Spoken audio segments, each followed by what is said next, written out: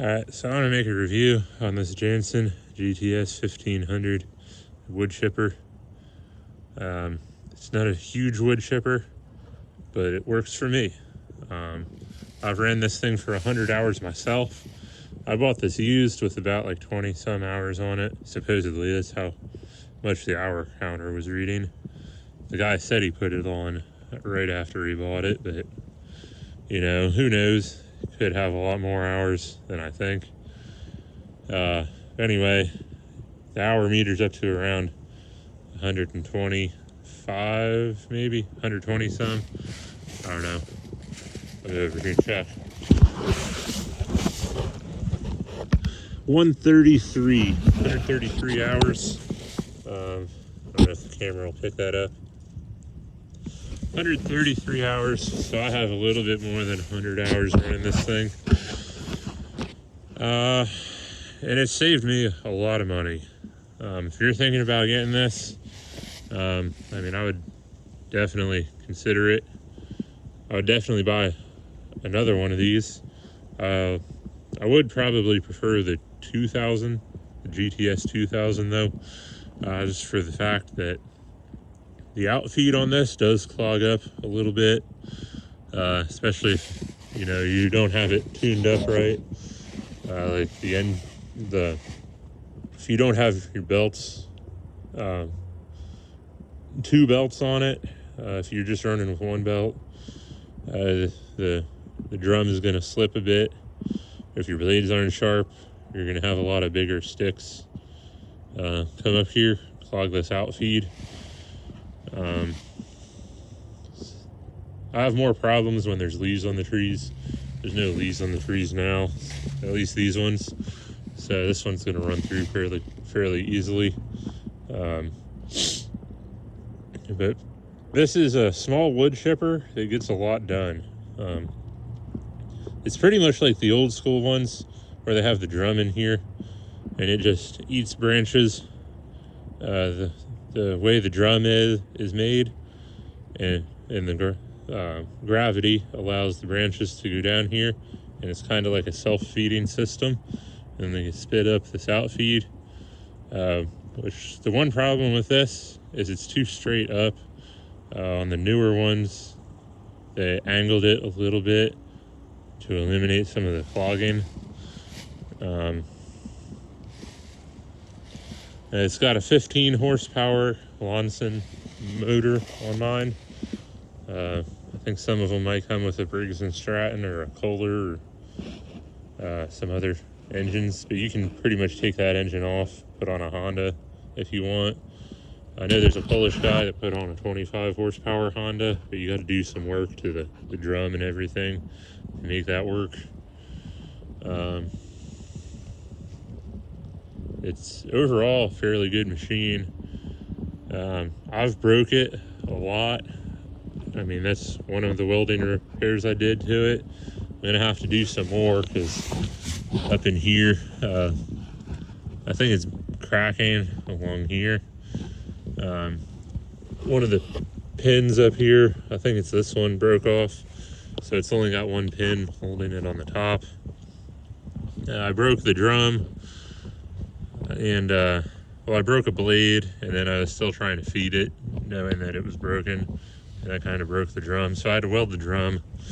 It wasn't too crazy. I think I have that on video on my channel already, and I might have this one on the channel already. And I made a video, I don't think I posted it yet, but of replacing the blades and the belts on this. It's not hard to do. Everything's simple. It's a 13 millimeter for this and this. There's 2 bolts on this one, 2 bolts on that one. It pivots up and slides out. You drop both your chutes. Then all these ones are 16 millimeter, with the exception of this one, which I don't know if the guy that I bought this from put that on, but that one's a 17 millimeter. It's probably supposed to be the same thing, but you probably lost it or something. And then I think all the bolts on the inside are 17 or 18 millimeters. I can't remember. Maybe 19 that hold the blades on. But it's got this thing here to stop things from shooting out as much. Sometimes you do still get stuff shoot out. This thing's getting tore up. I'll probably need to replace some of these soon. And then there's the drum inside of there. I'll crank it over here so that y'all can see the blades.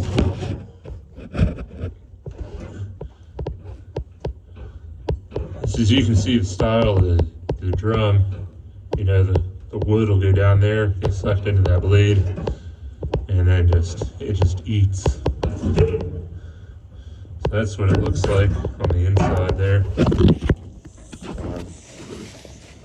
It's got two belts that hold it together, and I mean it just works. It's not big, it ain't like no Vermeer Axe 19, but I have ramps on the back of this trailer. I throw it up into the trailer by myself, and then when I get to the job site, I take it off and I just chip into the trailer. Sometimes I have enough room where at the end of the day, I can throw the chipper up into the trailer with the wood chips still in there. Sometimes I don't. Sometimes I have to go unload the wood chips and then come back and pick up the chipper. It's not such a big deal usually. Usually with this trailer, if I absolutely have to take the chipper, I can usually just shovel stuff up higher and make clear enough room to just barely get this thing in. I also chip into the bed of my Toyota sometimes when I cannot fit this trailer into the job site. And I mean, I have to shovel that stuff out by hand, but it works. You can also just chip into the property and then shovel it up, or just leave it there or whatever. Let people do whatever they do with it.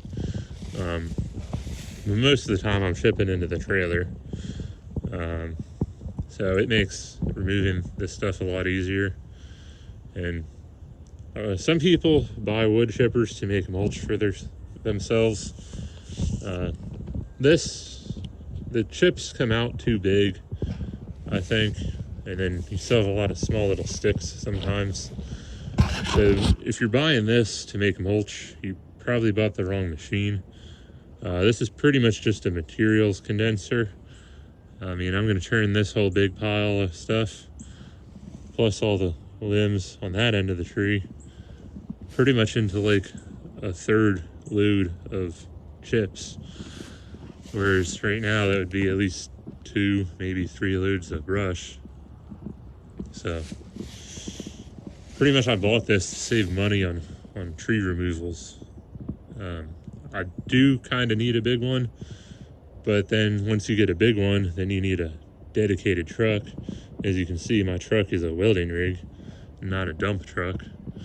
So if I get a dump truck, use that for a while, like a dedicated tree service rig, then after a while, then I'll get a bigger chipper. But you know, right now this is working for me and it's saving me a lot of money. I figured out that on some of the bigger jobs, you know, this thing's saving me about $900 per job. So I only bought it for $1,800. So, you know, 2, 3, 4 jobs in, you know, it's already paid for itself. Plus it makes hauling this brush a lot easier. So I'll get it fired up and you can see how it works. I mean, I really like it. The only problem I have mostly is the outfeed clogging and, you know, just stuff breaking. But, you know, it's a wood chipper, it's going to break. If you do buy this to take to job sites like I do, I definitely would recommend having some sort of toolkit with you to repair this, and then extra blades and belts in your truck. If you don't know how to work on it, you know, learn how to work on it. because if I had to take this to a shop every time I needed it repaired, I would probably hate it. But I can work on it myself, so it's not too big a deal. So yeah, I'll get this thing fired up. You can see how it works.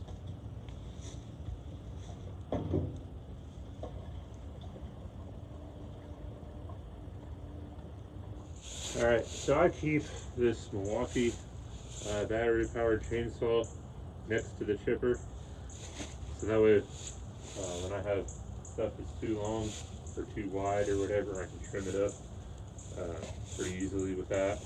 I did have a gas powered one, but I hate full starting them all the time, just to make one cut. So I have that chainsaw with me. It's part of the process here. And the electric start on this did go out. I'd probably fix it if I wanted to. I think it's just a dead battery. But right now I've been full starting it, which isn't really all that bad.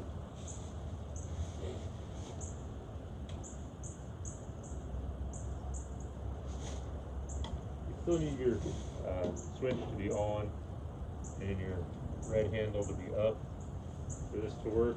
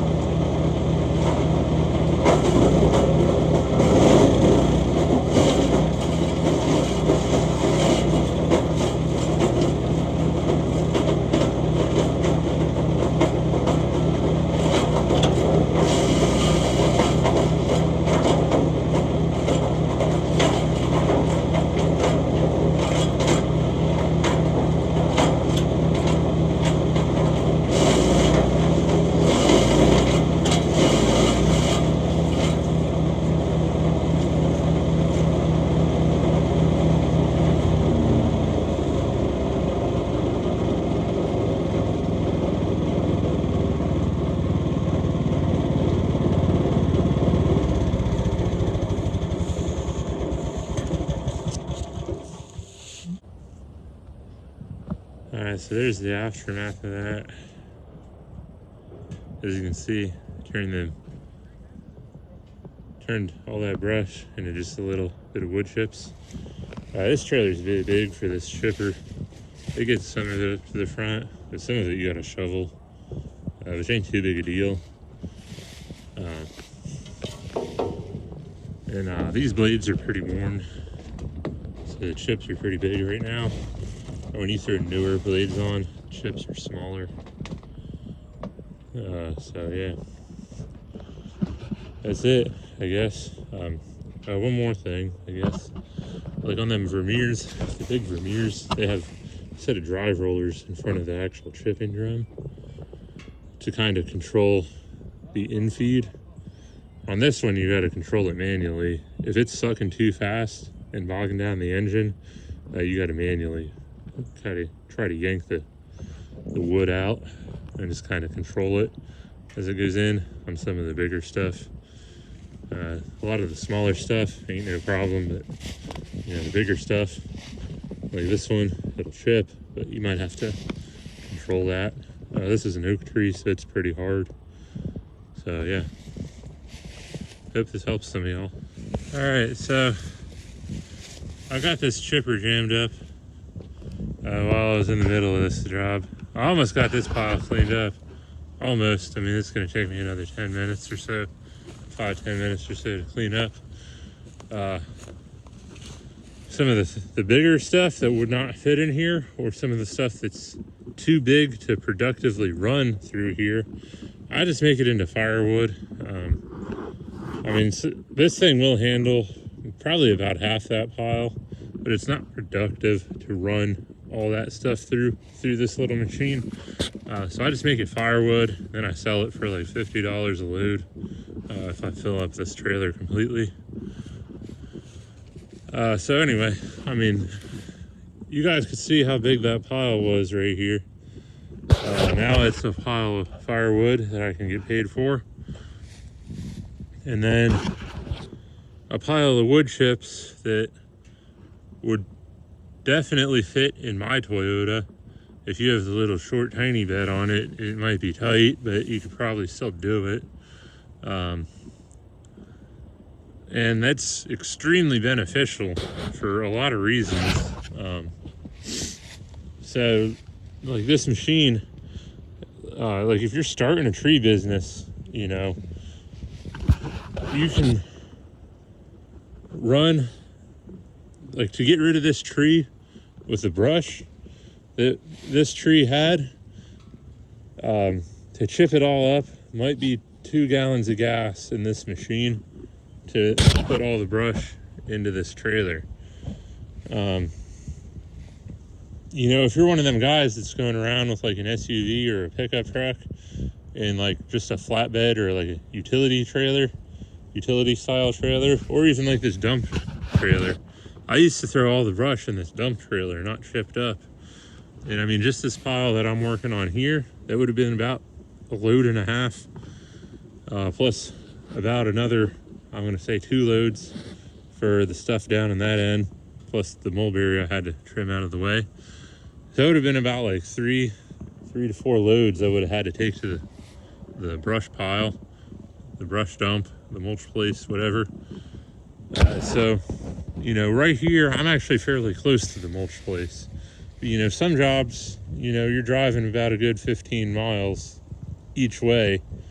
So like a 30-mile round trip just to go unload this trailer. So if you can mitigate the amount of time you have to spend, traveling to unload the brush and the amount of miles, you're saving a crap ton of money, which is where this thing comes in. Like I said, you got to have, a 3/4 ton truck to haul this trailer. You got to have the trailer, and then you're filling it, and then you're spending a crap ton of money on gas and time, labor, and whatnot to go unload it if it's just brush. I've seen some guys come in with them utility trailers, and 4 dudes, it takes them a half hour to unload one trailer of brush by hand. With this chipper, I can fit more material in the back of my Toyota Tacoma and unload it myself compared to those dudes that are coming in with them utility trailers loaded up with brush. So you're going to save a lot of money with one of these. And then if you do have a dump trailer or a dump truck, as long as you're not hauling anything else but the brush or the mulch or whatever, all you got to do is pop your tailgate, hit the button, and dump it. You know, it makes your time there a lot quicker. And you can usually find people that'll take this stuff, even with it being not so mulchy. So if you have to pay to get rid of brush, you can look around and find free ways to get rid of this stuff. So it's going to save you a boatload of money, you know. Like if you're just starting out, you can start out a tree service with just like a Toyota Tacoma, a Ford Ranger, or like a Chevy Colorado or something, or even like a used full-size truck or something. You know, just a truck, just a stock pickup truck. Maybe a toolbox in there for your saws and a set of wooden ramps with a little metal hingey thing on it to go into the truck. Wheel this up into your truck. Now you can just chip into your pickup truck, shuffle that stuff out by hand, and you know, you have all the benefits of a chipper, but you don't have the upfront costs of, you know, like your full-size arborist setup with like the chip box and the big chipper. And then with this setup and a small little truck, or even like a John Deere Gator, you can wheel this thing into very tight spaces that you cannot get like an F750 with a chipper bed, or even like the welding rig I have, just a Ram 2500. This will not fit into some of the places I can get my Toyota, and I can just back the Toyota right up, ship into the Toyota, and haul everything away. It makes it really convenient doing it that way.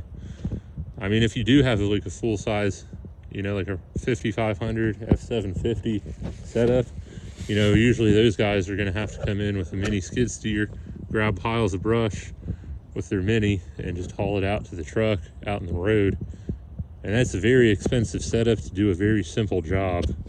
With this, like I said, you can get one of them little 50-inch Honda UTVs, chip into the bed of it if you have to, or even like a wheelbarrow. I chipped into a trash can and a wheelbarrow at this job when it was like pretty soggy.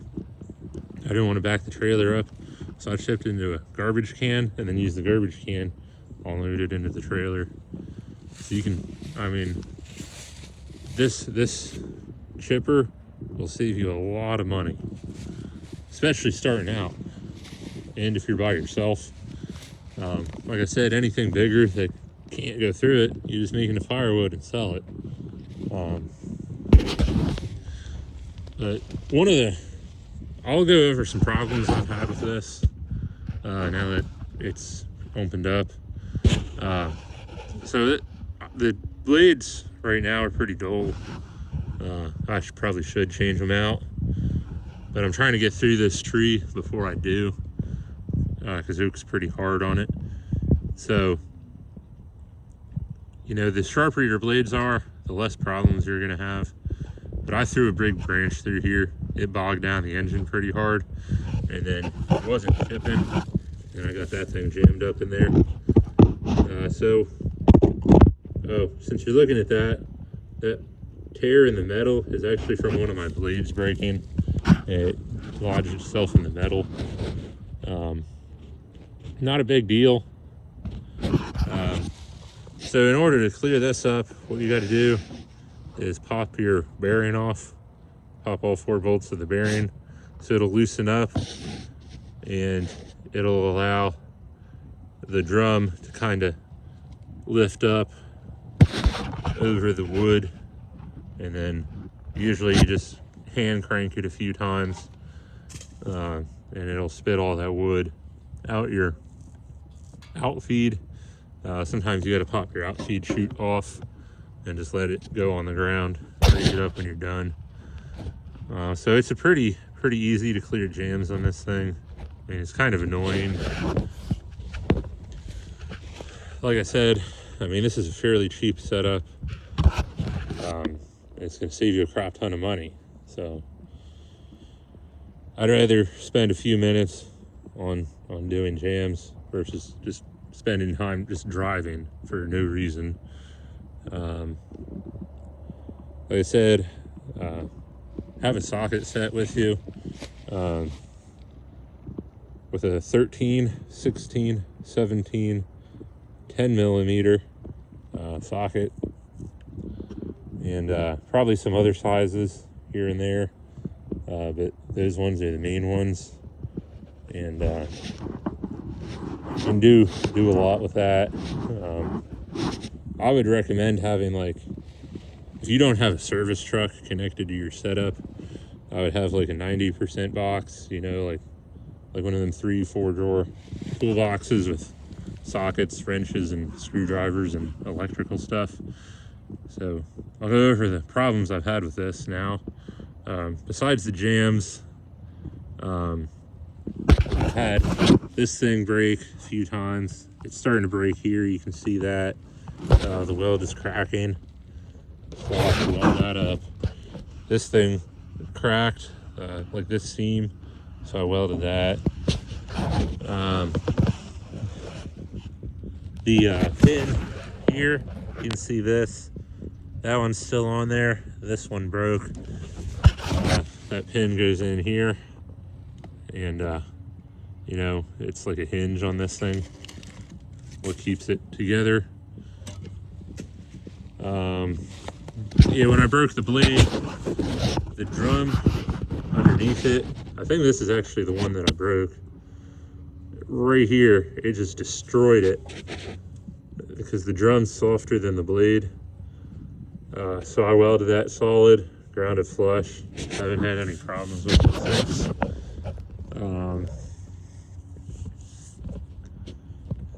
The outfeed gets jammed from time to time. And then on this end, I had some brush get into the wiring, cut some of my wires up. So I had to splice them back together. You can see some of the brush gets in there. The guard over here, I keep losing bolts out of it. I know a lot of these are stripped out. I think what the problem is the weld. There's a weld nut on there. The weld's breaking and allowing it to just twist. So that's why I keep losing bolts. But I have enough in there. I don't think it's going to affect what I'm doing. And if it does, then I'll just put more weld nuts on that, and then, you know, do what I got to do. I've had inside of here is 2 belts. I didn't realize there was 2 of them when I bought it, so I only bought 1 extra belt. And when the original belts were getting pretty wore out, I went to replace them, and I only had 1. So I left 1 new one on and then 1 old one. Well, that old one was slipping, and then it ended up getting tangled up and pretty much shredded. Got jammed up in the pulleys. So I had that, but I took everything apart, got that out. Then I was running with 1 belt for a while, which you can do. I would not recommend it because it does run a lot better with 2 belts. Because when you're feeding stuff into it, if you just have 1 belt, the drum is going to slip, causing the drum to slow down, which means your blade speed ain't going to be high enough, which means it's going to jam up a lot more. Like I said, you can run with 1 belt if you have to. I do recommend running with 2 belts. So there's somewhat newer belts on there right now. But then another problem I had is these bolts that keep the engine in place, so to keep tension on your belt. I lost one, so the engine's kind of tilted, a little bit cockeyed right now, but still runs, still does what I need it to do. So eventually I'll get some better bolts for that. But for right now, I mean, it does what it does. And then the electric start on it, it doesn't work anymore. Like I said, I think the battery's dead, but I also don't care about it because I can full start it and, you know, do what I need to do. The axle is starting to bend on mine because I strap it down pretty hard in the trailer, but it's not a big deal. I mean, it's not like a semi-axle or anything. You know, it can bend, but it still works. So I got that going on. If it does completely break, I'll just make a new one. I mean, it ain't that hard. I mean, it's still gonna hold up for, I'd say, years, even with that little bend in it. And then when this whole ordeal happened in here, one of these bolts broke too. I forget exactly which one it is. But these are a grade like 12.9 metric grade bolt. Well, one of these is a 10 because I couldn't find a 12. I threw it back together in a hurry. So you see the little 12.9 or whatever. One of these is a 10 somewhere in here.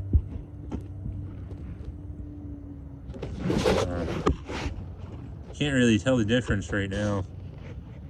I probably need to replace these bolts here soon. The next time I change the blades, or maybe the next two or three times.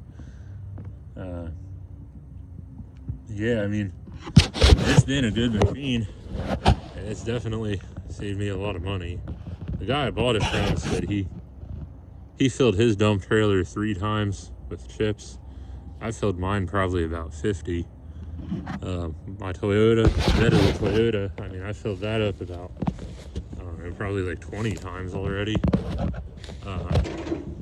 with this thing. And I haven't even owned it a full year. And I mean, it works. Yeah, it just saves you some money. So yeah, I guess that's my review on this thing. I mean, it ain't perfect. It's a small little machine, but it totally gets the job done. We got it on jammed here.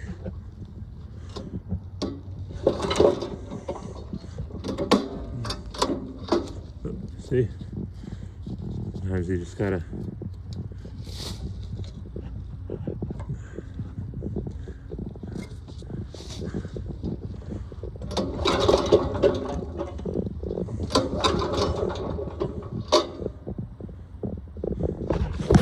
So all I did was pop the bolts off of that, you know, take the outfeed off, kind of wiggle the drum around, get that stuff loosened up, let it spin, just eject everything out of it.